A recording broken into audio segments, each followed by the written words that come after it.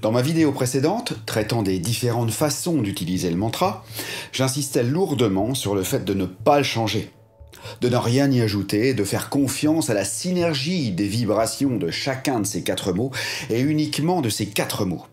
Pourquoi ? Le docteur Ihariakala Hulen a pondu ce mantra d'après les enseignements de cette grande dame qu'était Morna Simeona, de façon à ce qu'il fasse effet tout seul, sans avoir besoin que votre ego intervienne. Son efficacité redoutable est due précisément à cette simplicité. Vous avez une bonne partie de la puissance du Ho'oponopono nouveau concentrée dans ces 4 mots. Pour ceux qui découvrent le Ho'oponopono, je vous invite à visionner ma liste de lecture ici afin de vous familiariser avec cette philosophie, ses protagonistes et ses noms exotiques. Pour faire court, Madame Morna Nalamaku Simeona était une chamane hawaïenne née au début du XXe siècle et qui fut déclarée trésor vivant de Hawaï par les autorités autochtones. Bon, je pense que ce titre suffit à faire confiance à tout ce qu'elle a fait, n'est-ce pas ? Ensuite est venu le docteur Ihariakala Hulen, un de ses élèves qui, entre autres, a pris sa relève. Morna avait déjà simplifié énormément la procédure du Ho'oponopono traditionnel en l'adaptant à l'individu seul, sans qu'il ait besoin de personne pour le pratiquer, et c'est ce qu'elle a appelé l'identité de soi. Le Ho'oponopono de Morna, identité de soi, bien que très simplifié et vulgarisé par rapport à l'original, reste toujours assez lourd en pratique. Il demande beaucoup de concentration, de temps, d'implication, de réflexion personnelle. C'est un processus qui requiert un engagement certain de la part du pratiquant, engagement que peu de gens sont capables de suivre et ou de supporter. Donc, pour simplifier encore tout ceci, Ihariakala Hulen a créé un condensé de 12 étapes du Ho'oponopono de Morna sous forme d'un mantra à réciter, de façon à ce que chacun, même le plus sceptique, puisse quand même commencer à profiter des bienfaits du Ho'oponopono moderne sans se poser de questions, et ce, automatiquement. Ce mantra que vous connaissez tous maintenant est « Désolé, pardon, merci, je t'aime ». L'ordre est à la discrétion du sujet en fonction de son ressenti du moment. D'ailleurs, la mode outre-Atlantique est de commencer par « je t'aime ». Chacun utilise l'ordre qui lui sied. Ceci n'a qu'une importance relative. Et le mantra peut même être raccourci au bout d'un certain temps de pratique, une fois que ce parcours du combattant qu'est la responsabilité de tout ce qui nous arrive a été intégré. Responsabilité qui est invoquée par les 2 premiers mots « désolé » et « pardon », comme je l'explique dans ma vidéo sur le mantra court ici. En revanche, ce qui est crucial, c'est de réciter le mantra tel quel, sans rien y ajouter. Je constate au fil de mes lectures personnelles et de mes conversations avec les pratiquants que beaucoup y apportent des modifications car leur ego n'est soi-disant pas d'accord avec tel ou tel mot. Alors on le remplace par un autre, on y ajoute des mots ou des subordonnés en fonction de ce qu'on considère comme étant le problème à éradiquer, etc. Alors qu'il n'en est rien. Le mantra fait le travail à lui tout seul. Le fait de l'utiliser tel quel vous met dans une situation de confiance, qui est capitale à toute guérison.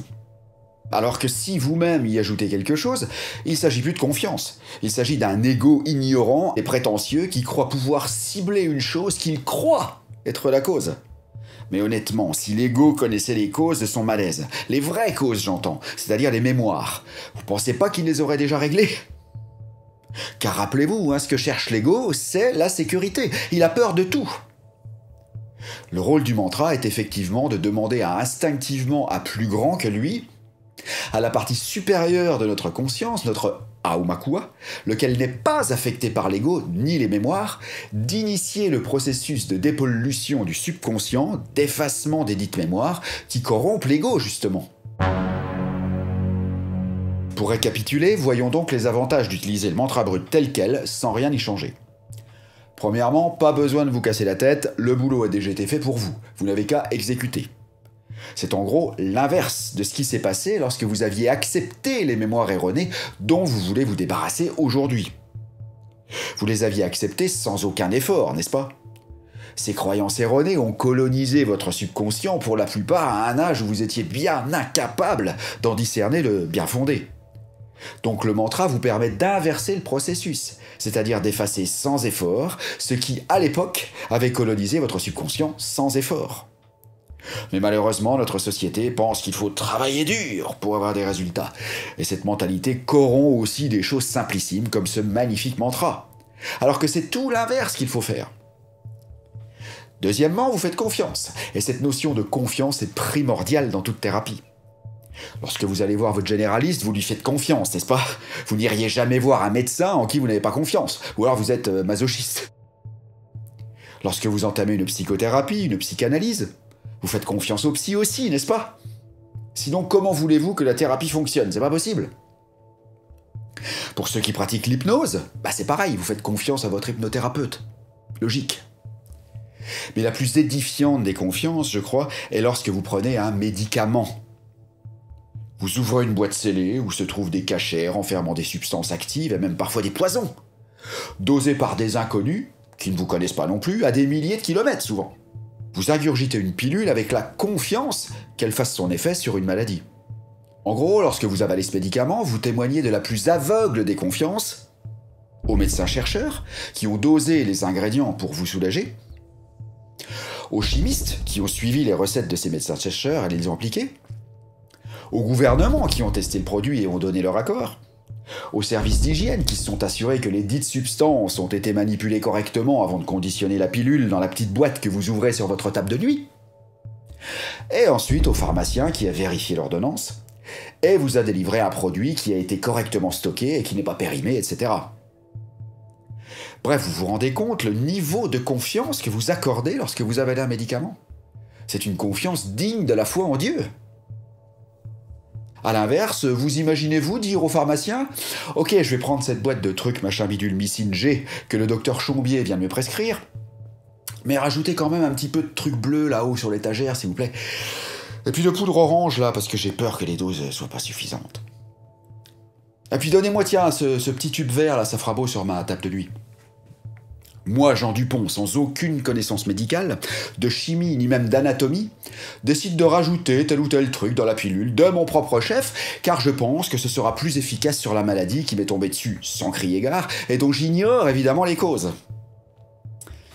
Vous vous imaginez faire ça au comptoir du pharmacien? Bien sûr que non. Vous seriez la risée de l'officine. A l'inverse, vous souffrez, vous allez chez le médecin, vous en ressortez avec une ordonnance à laquelle vous ne comprenez strictement rien, que vous ne pouvez même pas relire parfois tellement ils écrivent mal. Vous allez chez votre pharmacien, qui vous donne des potions inconnues, et vous vous empressez de rentrer chez vous et vous les ingurgitez sans vous poser de questions, tout en espérant et même en sachant que ça va vous guérir. Et la plupart du temps, devinez quoi? Ça marche! Alors que si vous aviez rajouté vos trucs à vous aux prescriptions, il y a fort à parier que vous ne seriez même pas en mesure de visionner cette vidéo, car vous en seriez probablement mort. En revanche, en ce qui a trait au mantra Ho'oponopono, beaucoup font la même chose que Monsieur Jean Dupont chez le pharmacien. Et après, ils se plaignent que ça ne fonctionne pas comme ça devrait. Ils s'épuisent à réciter un mantra qui n'est pas l'original, qui est fardé, travesti, enjolivé d'inutile, et plus ils s'entêtent, moins ça fonctionne, évidemment. S'il m'est arrivé dans mes vidéos et dans mes livres, notamment mon premier ouvrage sur le Ho'oponopono d'ajouter des phrases au mantra, ce fut uniquement dans le but d'étayer ces 4 mots, de les expliquer, de faire comprendre au lecteur leur substantifique moelle, si j'ose dire. En aucun cas je ne vous encourageais à réciter tout ça. La pratique du mantra commence au mantra, s'arrête au mantra. La seule chose que vous puissiez y ajouter, et encore de temps en temps, ce sont des petites phrases, genre au lieu de dire désolé, vous pouvez dire je suis désolé. À la place de pardon, vous pouvez dire pardonne-moi, ou s'il te plaît, pardonne-moi. À la place de merci, je te remercie, etc. Mais stop, rien de plus. De grâce, surtout pas de 5e ni de 6e mot que vous auriez inventé en voulant être plus royaliste que le roi. Parce que dans toutes les cours du monde, cette attitude a toujours conduit à la disgrâce, à l'exil ou à la mort. Voilà, j'espère que cette capsule vous aura définitivement découragé d'altérer, de trafiquer ce magnifique mantra ou d'y greffer des tas de choses inutiles, car il renferme seul le pouvoir de guérison de toutes les potions du monde. Il est capable de guérison christique, de miracle même, dès lors que vous lui faites confiance et l'utilisez telle quelle. Je vous remercie de votre fidélité, pensez à vous abonner, pour ensuite cliquer sur la petite cloche. Laissez-moi donc un pouce vers le haut, commentez avec votre propre expérience du mantra, puis partagez avec tous ceux qui, à votre avis, ne l'utilisent pas comme ils le devraient. Je vous souhaite 4 fantastiques mots.